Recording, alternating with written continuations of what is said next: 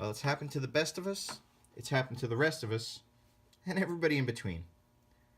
You have your output jack, and it works fine for the longest time, but then one day you notice, this guy's rocking and rolling, not in a good way. Your output jacks come loose. Or maybe your volume pot. You turn it all the way up, and you realize there's a little bit more it goes after 10. Now, before you get all excited, Nigel Tufnell, this is not a feature to give you a boost. This means your volume pot has come loose in the same way that your output jack has. And either of these could be pretty catastrophic, because once these fixtures start moving around, the wires that they're soldered to also start moving around, which could lead to a broken wire inside your instrument on a gig, which could be a very bad day for you indeed. So I'm going to show you how to quickly and easily and safely fix this issue and prevent yourself from having greater headaches in the future. So first things first, you're going to want to remove your control plate so that you can access the back of your pots and your output jack. Now on this Jazz bass, they make it nice and easy. It's just this one little control plate. If you've got a Les Paul, you might have to pull the back plate off to access the back. If you have a Strat, sorry, but you're going to have to pull the entire pick guard off to get at the back of those pots.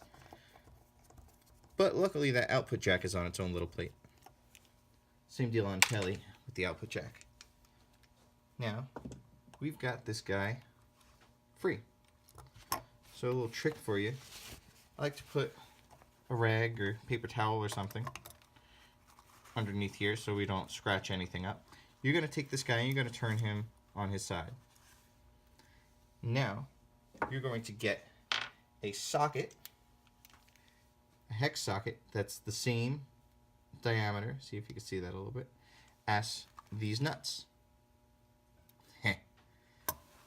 You're going to hold the item that you're going to tighten from the back because you don't want it to spin, because that'll lead to the problem that we discussed before of tearing wires.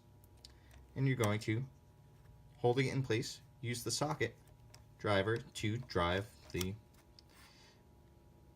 nut onto there pretty tightly. You don't want to gorilla it, but you want to make sure that it's snug because you don't want to come loose again anytime soon.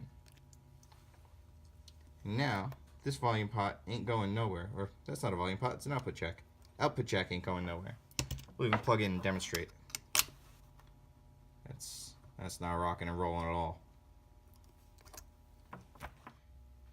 The only difference if you're trying to tighten a volume pot is that you have to probably remove the volume knob to access the nut that's underneath. So some volume knobs just pull off. This one has a little set screw that I had to unscrew, which I did off camera for your convenience. And now we're going to perform the same exact procedure we did earlier. You're going to grab the shell of the pot so it can't spin on you on the backside.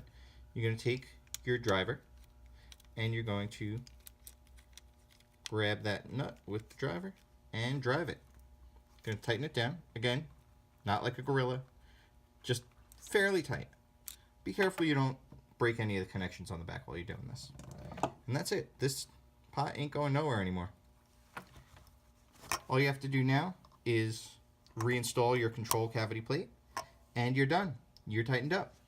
So that's pretty easy, right? Not too bad. I hope this helps you guys, and if it has, show it to somebody else.